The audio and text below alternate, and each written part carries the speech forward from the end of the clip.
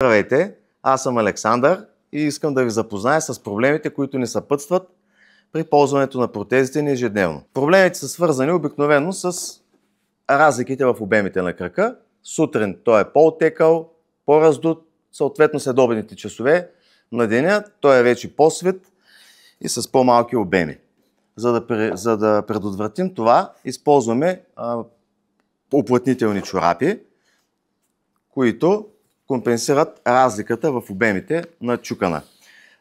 Тези разлики в обемите на чукана могат да бъдат предизвикани от употребата на по-солени храни, медикаменти и лятно време биричка. Искам да ви покажа в моята стара протеза, която ми е хлабава. Сутрин започвам с нея на 3-4 чорапа, след обед стигам до 5-6, което е неприемливо и неудобно. Когато сложа тази протеза, тя е хлабава, крака ми потъва и започват проблемите.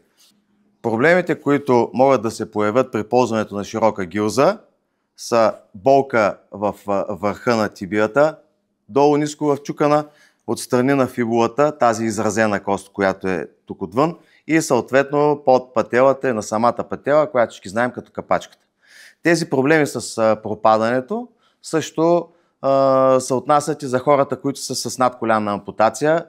При тях обаче проблемите са на други точки, най-изразени са на слабините между краката. Проблемите могат да бъдат решени с уплътнителните чорапи, които ползваме, за да може крака да влезе плътно, стегнато в гилзата, да няма движение, да няма охлузвания и наранявания. Решението на проблема с промяната в обемите на чукана е, когато носиме уплътнителните чорапи, особено пациенти, които са отскоро с протеза, нямат опит още, могат да пробват, слагат един чорап, виждат дали е хлабаво, опитват, слагат втори чорап и когато усетят, че протезата е достатъчно плътна и комфортна, тогава могат вече да излязат на разходка навънка и да си я ползват спокойно през деня. Също така много е важно да си вземете още един или два чорапа за всеки случай във вас. Решението на широката гилза естествено е, когато си направите една нова отливка с една плътно излята гилза по вашите обеми.